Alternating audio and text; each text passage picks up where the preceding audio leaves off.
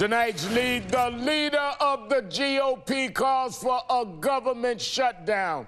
That's right. El Rushbo is now calling on the GOP to defund the government and trigger a shutdown over the president's immigration plan. It's an unwritten rule in Washington. Whenever the government gets shut down, no matter who's responsible for it, the Republicans get the blame. And as such, the Republicans take a giant weapon out of their arsenal of ammunition.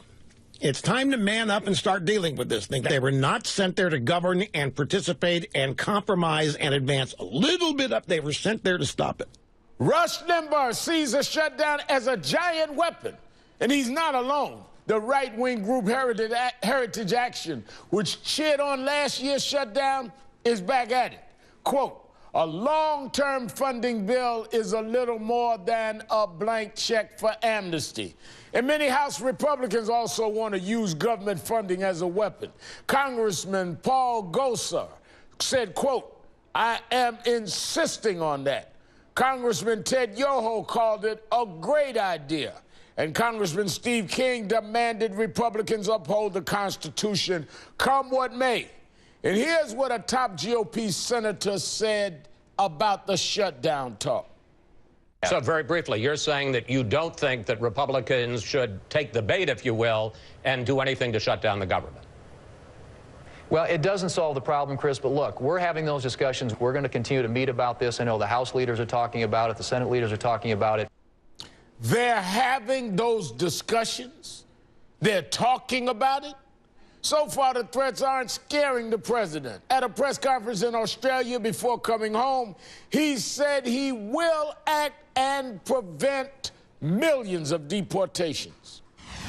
I waited for over a year for Speaker Boehner to call that bipartisan bill in the House. But as I've said before, I can't wait in perpetuity when I have authorities that, at least for the next 2 years, can improve the system. There is a very simple solution to this perception that somehow I'm exercising too much executive authority.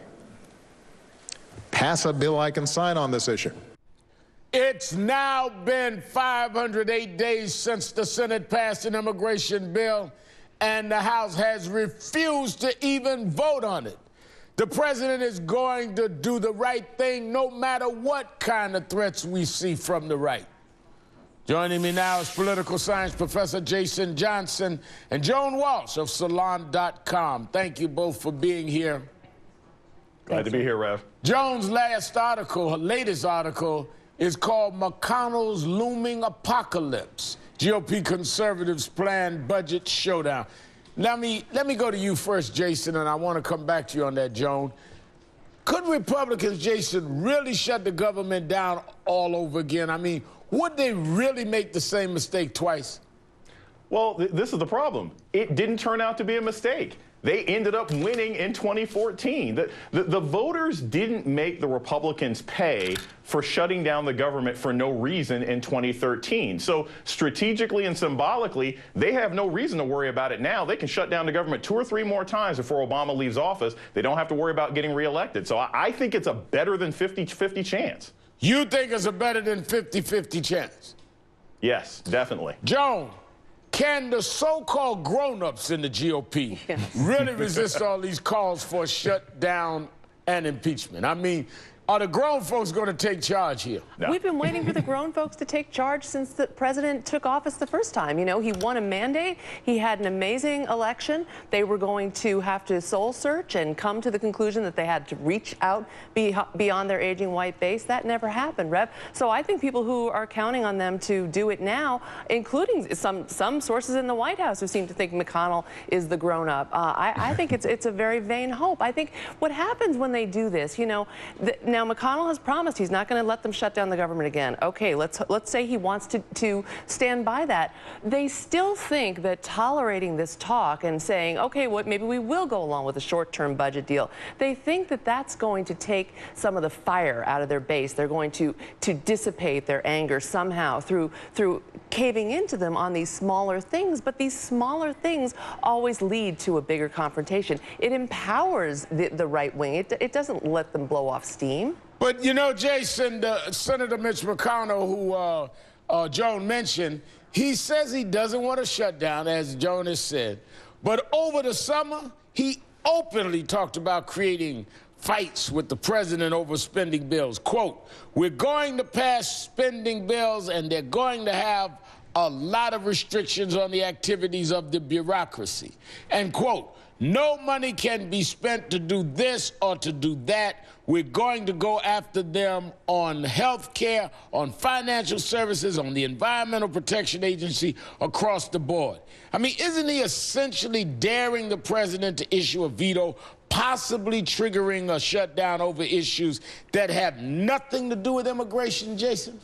Of course, Rev, you and Joan, you guys, we're all clear on this. The Republican Party has been poking Obama in the chest for years saying, hey, we dare you to do something, even though we're not really going to do our jobs. They want a shutdown. They want to shut down the government. They want to shut down this presidency. The problem is, this is not an issue that is a winning issue for the Republican Party. It hurts you with Hispanic voters. It hurts you with voters in the South. It hurts you with millennials. And ultimately, for national security reasons and economic reasons, if we don't find something to do about the large number of undocumented people in this country, it harms all of the United States. So I think they're still probably going to try something. I think they still think they can do it, but it's foolish, and it's a losing long-term strategy. I mean, I just maybe I'm in another world, but all of the real ordinary Americans that got hurt last time, I mean, government, public workers, right. They act like they're just of no consequence, like they're just the collateral damage to our ambitions. And it's frightening to think these people are in charge and could care less about public servants that working for the government right. that would be put in dire straits because of this. We saw it last time, We saw it last time. Right. And we saw a $24 billion hit to the economy and lost growth and lost productivity because of the shutdown. There was collateral damage all along the way. And look, I think that a lot of major Republican donors do not want to see a shutdown. Right. They don't want to see another kind of fiscal cliff. They don't want these gains anymore. Wait a minute, because I want to ask you when you say the fiscal cliff, because here's what you wrote about the pressure that the GOP shutdown threats are putting on the leadership, Republican leadership. This is Joan to Joan. Quote, with conservatives vowing to use their budget powers to fight Obama's promised executive action on immigration, McConnell's commitment to governing will be tested early and often. Now, is this not a classic dilemma that you're talking about? The far right keeps pulling the party off the political cliff? Yeah, it is. And, you know, and they abet them. They tell their paymasters that they want to control them. And they tell the country that they now want to govern and that they're going to be responsible Republicans. But at the same time, they need the right wing of their party, and they placate them, and they let them have little showdowns that lead to bigger showdowns. And by constantly saying, Rev, that this president is lawless, he's a tyrant, he's the most dictatorial, they're inflaming their base. They're really making their base believe that when this president does this, he's doing something illegal. And that, if you believe them, then why wouldn't you want to impeach him or at minimum shut down the government? But doing something illegal, Jason, the president made a point that he's taken fewer executive actions than past presidents. Listen to this. With respect to executive actions generally, the record will show that I have actually taken fewer executive actions than my predecessors. Nobody disputes that. What I think has changed is the reaction of some of my friends in Congress to exercising what are normal and, frankly, fairly typical exercises of presidential authority. Other presidents did far more. What's changed since President Obama's taken office, Jason?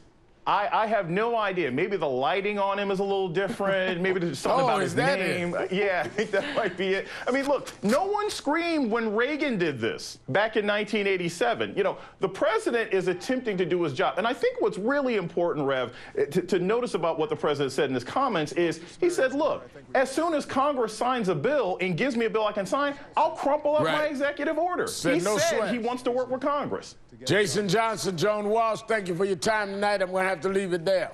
Thanks, Rob. Thank you. Coming